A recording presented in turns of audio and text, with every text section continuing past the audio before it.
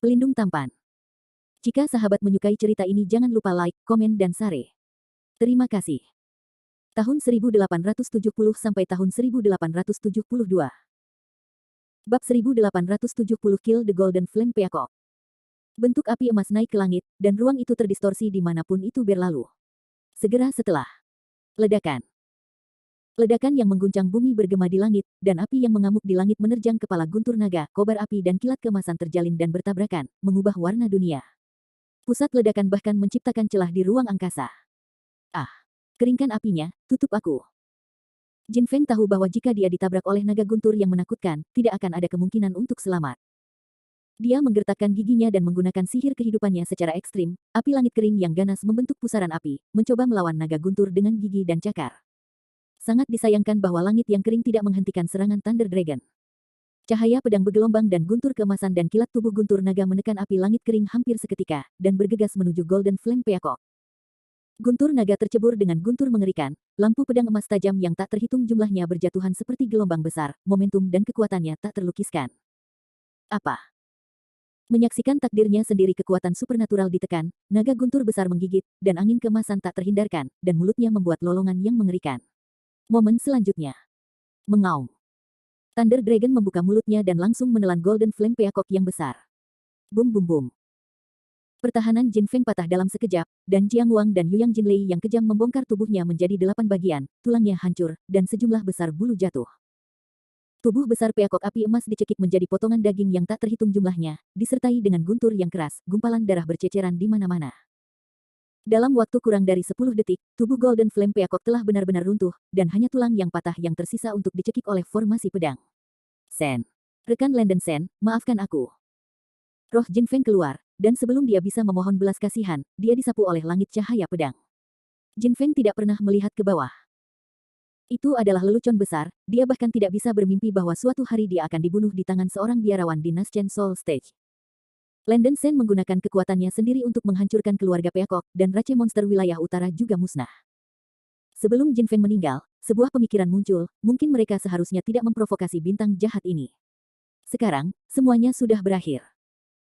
Setelah menarik formasi pedang, Landen Sen menghela nafas lega, ekspresinya tidak tertutup dengan kegembiraan. Dia tidak pernah berharap bahwa kekuatan arai pedang Sen Feng bisa begitu besar sehingga itu luar biasa. Setelah merak emas api terperangkap dalam formasi pedang Sen Feng, dia tidak memiliki perlawanan di seluruh proses dan dibunuh oleh dirinya sendiri. Kekuatan formasi pedang ini berada di luar imajinasi Landen Sen.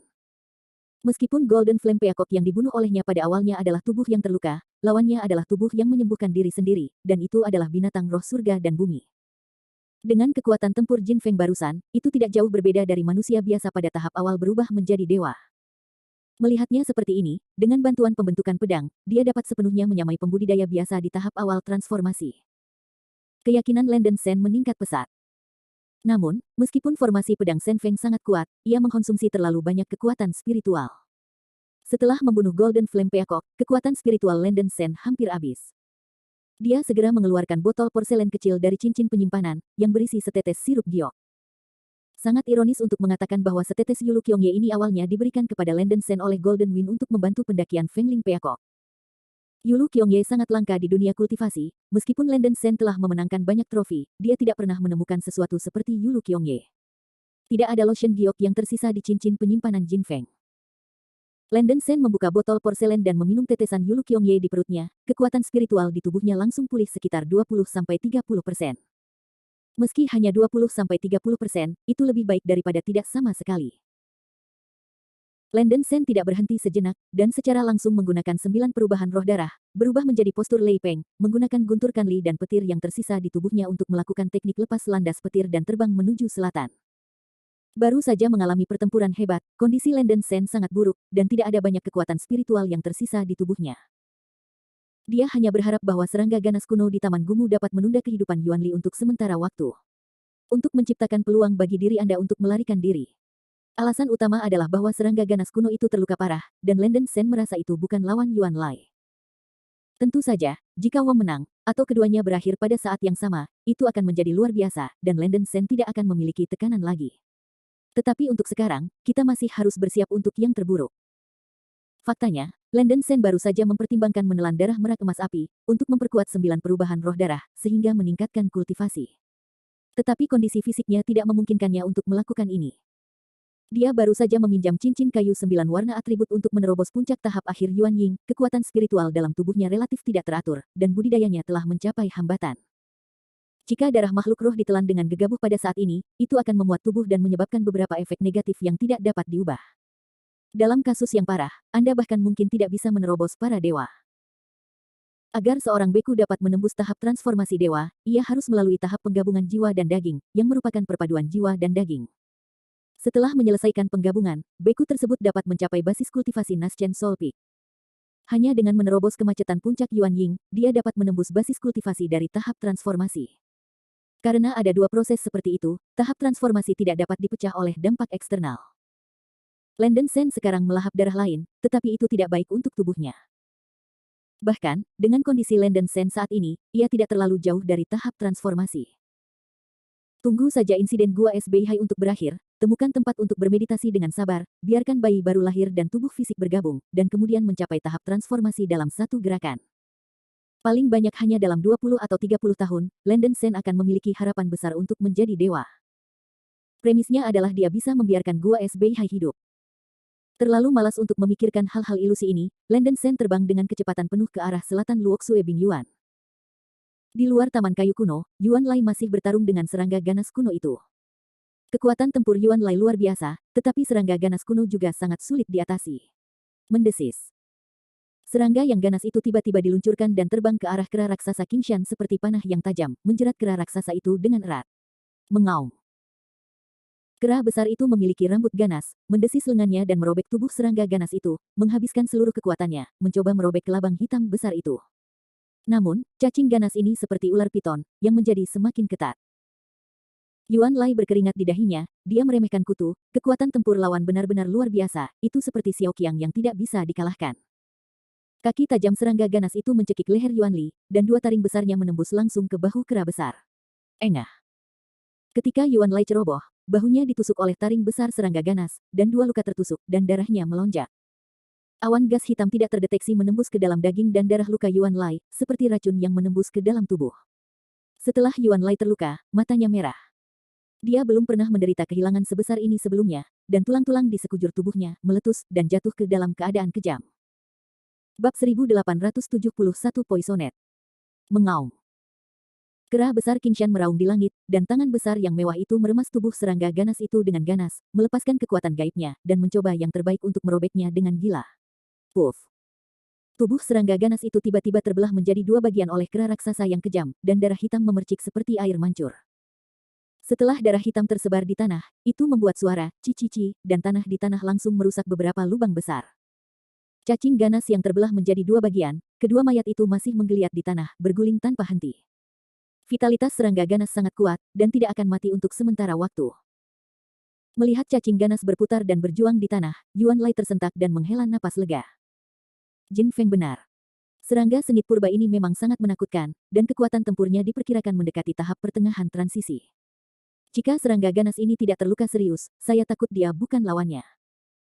Yuan Lai mengabaikan serangga ganas yang masih berjuang di tanah, dan bergegas langsung ke Taman Kayu Kuno, berharap masih ada harta jenius dan hal-hal spiritual kacau yang tersisa di Taman Kayu Kuno. Sangat disayangkan bahwa Yuan Lai melihat sekeliling untuk sementara waktu tetapi tidak dapat menemukan sehelai rambut pun. Kecuali pohon darah yang belum layu, semua yang ada di kebun pohon kuno telah dihancurkan. Yuan Lai dengan cepat datang ke pohon roh darah dan menemukan bahwa cabang dan daun pohon roh darah layu. Karena akar kehidupan pohon roh darah diambil oleh Landen Sen, vitalitas pohon ini memudar dengan cepat, dan diperkirakan akan layu sepenuhnya dalam waktu singkat.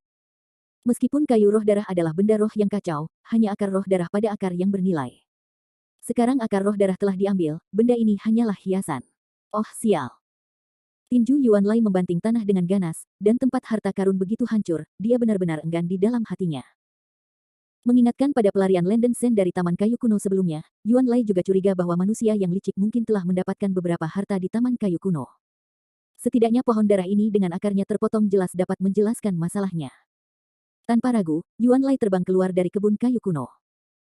Pada saat ini, dua tubuh serangga ganas di luar Taman Kayu Kuno berkedut terus-menerus di tanah, dan vitalitas mereka secara bertahap terputus. Sebelum dia meninggal, mata merah dari cacing ganas masih menatap Yuan Lai, memancarkan suasana ganas, lebih memilih mati daripada menyerah. Bak, itu adalah berkahmu untuk mati di tangan kaisar. Yuan Lai mendengus dingin, lalu mencari nafas Jin Feng dan Lenden Sen, dan mengejarnya sepanjang jalan. Tidak lama setelah mengejar, Yuan Li menemukan bahwa nafas Jin Feng tiba-tiba menghilang. Dalam sepotong salju di bawahnya, dia melihat sejumlah besar bulu dijatuhkan oleh merak api emas, serta banyak fragmen tulang dan daging, yang membuatnya terkejut. Tidak, tidak mungkin. Yuan Li mengerutkan kening dan menunjukkan ekspresi tidak percaya. Tidak peduli seberapa lemahnya Jin Feng Xiaomao, dia tidak akan dibunuh oleh sampah metafisik manusia, kan? Melihat sekeliling, nafas angin emas menghilang di sini, dan sisa-sisa mayat ini benar-benar ditinggalkan oleh merak api emas. Yuan Lai tidak menyangka bahwa biksu manusia memiliki kemampuan semacam ini, dan tiba-tiba ia menjadi waspada. Mungkin biksu manusia itu memiliki beberapa pembunuh. Jin Feng membunuhnya, dan Yuan Li masih berharap dia mati. Terus mengejar Lenden Sen, Yuan Lai secara bertahap merasa agak berat pada anggota tubuhnya dan sedikit pusing di otaknya saat terbang. Dia tidak terlalu peduli, hanya saja pertarungan sebelumnya dengan serangga ganas kuno terlalu ganas, yang menyebabkan hilangnya kekuatan sesaat.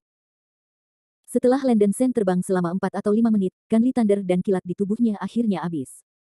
Tanpa dukungan Flying Thunder Escape, kecepatan terbangnya sangat berkurang. Untungnya, tidak jauh dari tujuan.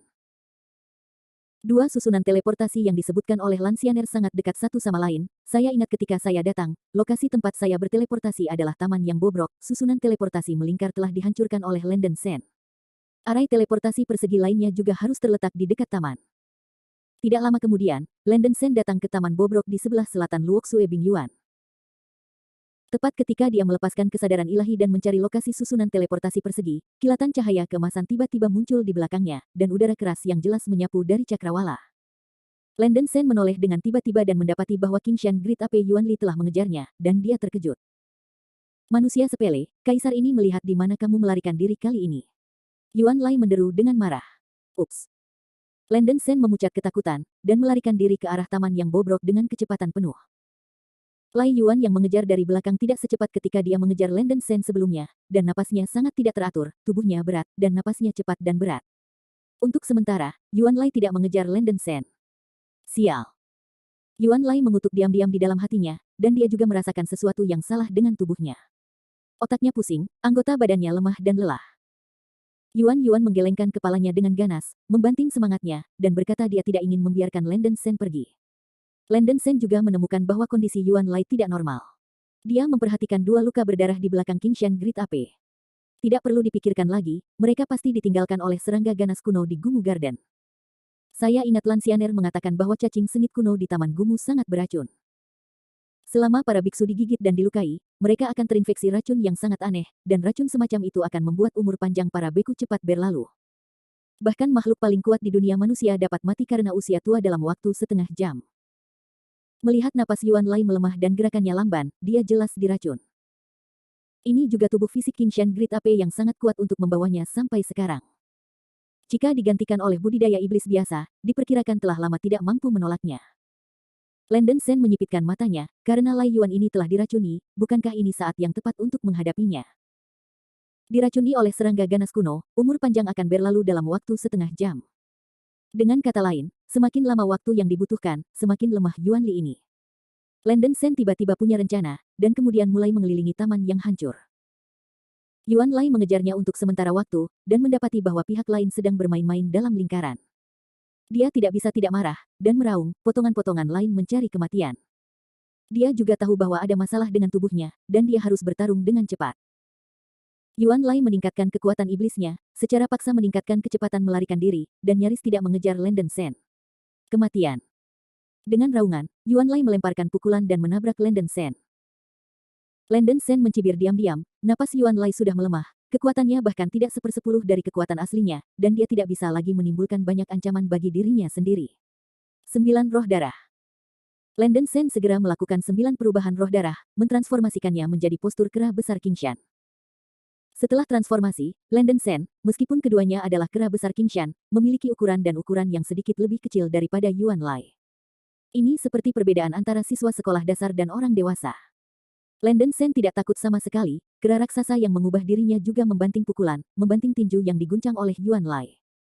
Bab 1872 Asis. Ledakan. Kedua tinju itu bertabrakan, seolah-olah dua gunung besar bertabrakan, suara berat teredam meletus, angin kencang bertiup, dan gelombang udara meletus di sekitar.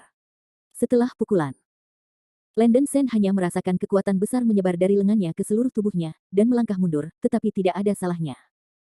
Benar saja, dia menebak dengan benar, karena dia diracuni oleh serangga ganas kuno, dan kekuatan tubuh Lai Yuan sangat berkurang. Dengan postur kera besar, dia hampir tidak bisa menahan serangan lawan. Dengan marah monster nomor 1 di Arctic Ice Field, hanya kekuatan ini. Kera besar King Shan kecil menyeringai pada Yuan Li, wajahnya penuh ejekan. Kamu, ini tidak mungkin. Yuan Lai menunjuk ke Great Mountain Great Ape yang telah ditransformasikan oleh Landon Sen, dan dia berdiri dengan kosong di tempat, menunjukkan ekspresi ngeri. Dia mengguncang otak pusingnya, bertanya-tanya sejenak apakah dia melihat halusinasi. Kamu menelan darah kakak lelakiku Jin Lai. Yuan Lai meraung setelah bereaksi. Landon Sen memiliki tubuh abadi roh darah dan dapat berubah menjadi kera besar King Shan. Hanya ada satu kemungkinan. Manusia ini juga telah menelan darah kera besar King Shan. Dia adalah satu-satunya kera besar di klan kera besar, kakak laki-lakinya Jin Lai menghilang ribuan tahun yang lalu, dan kehidupan dan kematiannya tidak pasti. Ya, Yuan Lai, kamu cukup pintar, kamu bisa bereaksi begitu cepat. Landon Sen mencibir lagi dan lagi. Mustahil. Mata Yuan Lai tersumbat, dan dia meraung, kakak laki-laki tertua saya sangat kuat, bagaimana Anda bisa menaklukkan seorang biarawan perawan-perawan kecil? Nak, bagaimana kakak laki-laki saya meninggal? Anda mempekerjakan saya. Yuan Lai, sepertinya kamu belum melihat situasi saat ini dengan jelas. Kualifikasi apa yang kamu miliki untuk memesankan padaku, iblis yang sekarat? Kata Landon Sen dengan ekspresi muram. Hahaha. Bagus, sangat bagus. Kaisar ini telah melintasi lapisan es kutub utara selama puluhan ribu tahun. Tidak ada yang berani berbicara kepada saya dengan nada seperti itu. Kaisar ini akan mengganggu kaki Anda terlebih dahulu, dan melihat apakah Anda berani merajalela. Begitu deru jatuh, Yuan Lai dengan kasar bergegas menuju Landon Sen. Landon Sen juga bergegas maju, dan dua kera besar, satu besar dan kecil, bertarung bersama. Meskipun Yuan Lai diracun, kekuatan tempurnya masih bagus, dan dia meraih lengan Landon Sen dan mengangkatnya dengan paksa. Landon Sen diusir olehnya dan berguling-guling di tanah sejauh hampir 10.000 meter. Dimanapun dia lewat, pohon-pohon dan bunga-bunga serapuh kertas putih, hancur dan retak. Yuan Lai bergegas maju, mengangkat kaki kanannya yang berbulu, dan menginjak Landon Sen di tanah. Landon Sen berguling ke samping, menghindari kaki Yuan Lai, dan kemudian menukik ke depan dengan pukulan, memukul dahi Yuan Lai dengan kecepatan kilat. Ledakan. Yuan Lai pusing dan tidak bereaksi tepat waktu, Landon Sen memukul pipi kanannya dengan tinju, beberapa gigi patah dan banyak darah mengalir keluar dari mulutnya. Pikirkan tentang dipukuli oleh seorang biarawan manusia di panggung bayi baru lahir, Yuan Lai merasa terhina dan marah di dalam hatinya, dan meraung, nak, kau memprovokasi Ben Kaisar Mao. Setelah minuman keras, Yuan Lai menerkam dan bertarung dengan Landon Sen. Yuan Lai tampak gila, tetapi kekuatan fisiknya jelas menurun dengan cepat, dan bahkan setiap pukulannya menjadi sangat lambat, dan Landon Sen dapat dengan mudah menghindarinya. Setelah beberapa putaran, Yuan Lai tidak mendapatkan keunggulan, tetapi dipukul oleh Landon Sen beberapa kali. Namun, serangan Landon Sen benar-benar tidak bisa melukai Yuan Lai. Kekuatan fisik Yuan Lai terlalu tinggi, bahkan jika dia berdiri di sana dan membiarkannya bertarung, Landon Sen mungkin tidak dapat menyebabkan banyak kerusakan padanya dalam waktu singkat. Landon Sen hanya memiliki 20% kekuatan spiritual yang tersisa di tubuhnya, dan sangat sulit untuk menggunakan senjata sihir dan formasi pedang untuk menyerang. Setelah kekuatan spiritual di tubuhnya habis, akan sulit baginya untuk mempertahankan bentuk perubahan dari kera besar Gunung Qingshan. Dua kera besar, satu besar dan satu kecil, berjuang telanjang, waktu berlalu, dan Landon Sen dan Yuan Lai secara bertahap berubah menjadi tarik-menarik. Seiring waktu, racun dari serangga ganas kuno dengan cepat menyebar ke tubuh Yuan Li. Yuan Lai merasa bahwa dia tidak mendengarkan, anggota tubuhnya berat, ototnya lemah, dan matanya pusing, seolah-olah dia akan jatuh. Sebelum cacing ganas kuno itu sekarat, dia memberi Yuan Lai hadiah besar untuk mati bersamanya. Yuan Lai juga bisa merasakan bahwa vitalitas dalam tubuhnya memudar dengan cepat, dan wajahnya secara bertahap menunjukkan ekspresi ketakutan. Segera, pertempuran itu terbalik. Serangan Yuan Lai lemah dan lemah, berdiri seperti tiang kayu dan terengah-engah, tampaknya telah mencapai batas. Meskipun Landon Sen memiliki beberapa bekas luka di tubuhnya, itu tidak serius. Dia mengambil kesempatan itu dan dengan kasar menarik kaki belakang tebal Yuan Li, seperti cambuk, menghancurkan tubuh besar Yuan Li di tanah. Bum bum bum bum bum. Yuan Lai hancur dan tidak bisa melawan, dan tanah retak. Gerakan Landon Sen menjadi semakin keras. Dia mengangkat kaki belakang Yuan Li dan menghancurkan ratusan kali. Tanah itu hancur menjadi lubang besar, dan es di bawahnya mulai pecah. Mulut Yuan Lai berangsur-angsur dipenuhi dengan banyak darah, dan dia masih belum mati. Serangan Landen Sen selalu menyebabkan kerusakan terbatas pada Yuan Lai, terutama karena serangga ganas kuno. Keracunan Yuan Lai sangat dalam, dan esensi kehidupannya mengalir terlalu cepat. Dia dihancurkan ratusan kali oleh Landen Sen, kepalanya hancur dan darah memancar keluar. Bahkan, Landen Sen tidak peduli dengan Lai Yuan sekarang, Lai Yuan sendiri juga akan diracuni sampai mati. Tetapi untuk berjaga-jaga, Landen Sen masih ingin melihatnya bunuh diri, sehingga dia bisa merasa lega. Landen Sen membuka mulutnya dan mengeluarkan badai pedang emas, menyerang kepala Yuan Lai. Ledakan. Badai pisau emas menghantam kepala Yuan Lai dengan kuat, tapi kepala binatang itu begitu keras sehingga telah dibombardir sejak lama sebelum dia nyaris tidak bisa menghancurkan pertahanan. Setelah satu pukulan, kepala Yuan Lai berdarah, dan tengkoraknya hancur, tetapi dia masih bernafas. Landen Sen tidak bisa menahan diri untuk terpana pada dirinya sendiri, berpikir bahwa kekuatan tubuh fisik binatang ini benar-benar mengerikan, dan itu sangat hancur sehingga dia masih hidup. Tepat ketika Landen Sen ingin melanjutkan serangannya, raungan mengerikan tiba-tiba datang dari kejauhan. Mengaum. Saya melihat seekor binatang buas purba besar berlari ke barat, panjangnya 2 km dan tampak seperti kadal monitor, ditutupi dengan sisik putih dan mengeluarkan palpitasi. Kadal monitor merangkak ke arah Landen Sen dengan kecepatan yang hampir aneh. Tidak baik. Ekspresi Landen Sen berubah drastis, dan dia segera berubah kembali ke tubuhnya, meninggalkan Yuan Lai, dan berbalik untuk melarikan diri. Ada beberapa binatang buas kuno di Luoxui Field yang sebanding dengan tingkat tahap transformasi dewa, dan naga jahat adalah salah satunya sebelumnya. Aura kadal monitor ini tidak lebih lemah dari naga jahat, dan dia tidak bisa menghadapinya. Mungkin gerakan yang disebabkan oleh pertarungannya dengan Yuan Lai barusan begitu keras sehingga menarik binatang buas kuno lainnya di bidang es. Hanya ada satu bagian kekuatan spiritual yang tersisa di tubuh Landen Sen, dan tidak ada pilihan selain melarikan diri. Hanya beberapa detik setelah Landen Sen melarikan diri, kadal monitor datang ke sisi Yuan Lai, membuka baskom darahnya dan menggigit tubuh Yuan Lai. Landen Sen merasa lega ketika melihat ini. Kadal raksasa binatang purba rupanya menggunakan Yuan Lai sebagai makanan, yang sebenarnya membantunya. Di mulut binatang buas kuno yang kuat, Yuan Lai pasti tidak punya kehidupan. Landen Sen belum sepenuhnya rileks, dan krisis belum terselesaikan. Kesadaran teritorial binatang purba itu sangat kuat, kadal monitor hanya menyadarinya, dan mungkin menyusul. Sebelum kadal monitor itu dapat menyusulnya, dia harus menemukan formasi teleportasi dan pergi.